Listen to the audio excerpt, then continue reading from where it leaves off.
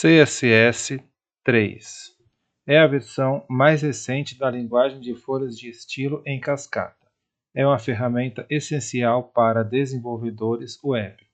Principais funções: separação de conteúdo e design, melhora a acessibilidade e a experiência do usuário, facilita sites responsivos, promove a inovação no design web, cria animações e transições, estiliza o texto. A sintaxe: seletor determina quais elementos HTML serão afetados pela regra de estilo. Existem diversos tipos de seletores. Tem o seletor de elemento, que seleciona todos os elementos de um determinado tipo. Exemplo: tenho o seletor de classe, que seleciona todos os elementos com um determinado atributo de classe. Esse seletor é iniciado por ponto. Temos um exemplo: seletor de ID. Selecione um único elemento com um determinado atributo ID.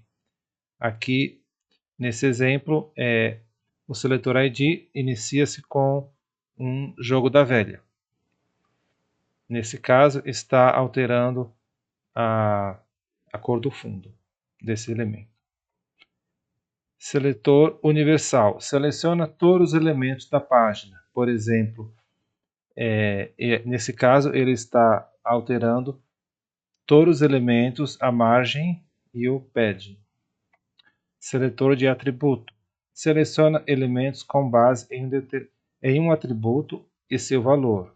Então, nesse caso, está alterando a borda do elemento input do tipo text. Seletores descendentes. Seleciona elementos que são descendentes de outro elemento. Então, aqui temos exemplo de seletor descendente. Seletor filho. Seleciona elementos que são filhos diretos de outro elemento. Aqui temos um exemplo. Nesse caso, temos esse sinal indicativo aqui de maior, que caracteriza um seletor filho. Seletor de irmão adjacente. Seleciona um elemento que é imediatamente precedido por outro elemento irmão. Nesse caso aqui, nesse exemplo, temos esse símbolo de mais para indicar um seletor de irmão adjacente. Seletor de irmão geral. Seleciona todos os elementos irmãos que seguem um determinado elemento. Então, para esse tipo de seletor, temos esse símbolo til, que seleciona todos os parágrafos que seguem um H2. E o pseudo-classe. Seleciona elementos com base em um estado específico. Então, nesse caso aqui, quando no link estiver passando o mouse sobre o link, ele vai alterar a cor do texto. E nesse segundo caso, quando tiver foco no botão, ele vai alterar a formatação do botão. Pseudo-elementos. Criam elementos virtuais para estilizar partes específicas de um elemento. Então aqui ele está alterando somente a primeira letra de um parágrafo. Blocos de declaração. Contém as regras de estilo que serão aplicadas aos elementos selecionados. Ele é delimitado por chaves. Exemplo. Então aqui temos um bloco que no primeiro caso, ele está alterando todo o corpo do texto, todo o body.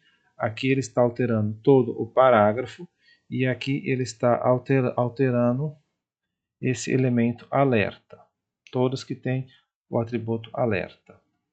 Propriedade de texto. Color. Propriedade color define a cor do texto. Aceita nomes de cores.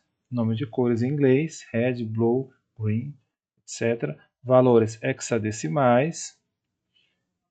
Nesse padrão, que é o jogo da velha, com 6 dígitos, podendo ser entre zeros, números e letras. Valores RGB, vai de 255 a 0. E valores RGBA, que adiciona um canal alfa para controlar a transparência. Temos a propriedade Font Family, que especifica a fonte a ser usada para o texto, exemplo, Arial, Helvetica, Sans Serif. Font Size define o tamanho do texto, que pode ser em pixels, em hands, porcentagens ou outras unidades.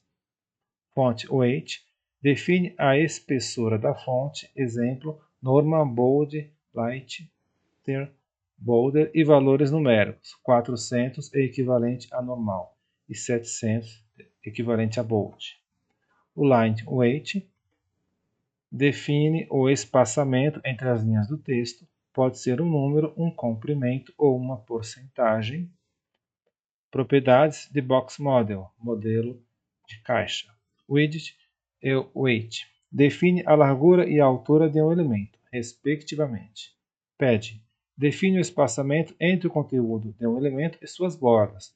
Pode ser definido para todos os lados ou individualmente com padding top, padding right, padding bottom e padding left. Border define as bordas de um elemento. É uma propriedade abreviada para border width, border style e border color. Exemplo, 1px solid black. Margem define o espaço entre um elemento e seus elementos vizinhos, semelhante ao padding.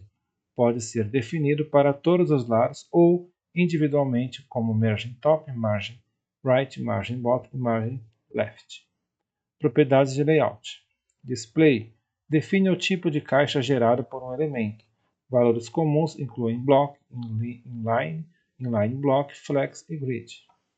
Position define os métodos de posicionamento para o elemento. Valores comuns incluem static, relative, absolute, fixed e stick. Float posiciona um elemento à esquerda ou à direita de seu container, permitindo que o texto e outros elementos fluam ao seu redor. O Flexbox, um modelo de layout unidimensional, que oferece uma maneira eficiente de alinhar e distribuir o espaço entre os itens em um container. Tem propriedades como Display, Flex, Justify Content, Alignment Items, Flex Direction. Grid, um modelo de layout bidimensional, que permite criar layouts complexos baseados em linhas e colunas. Tem propriedades como Display, Grid, Grid Template, Columns, Grid Template Rows, Grid Gap. Outras propriedades importantes. O Background, uma propriedade abreviada para definir várias propriedades de fundo, como Background Color, Background Image, Background Position, Background Size e Background Repeat.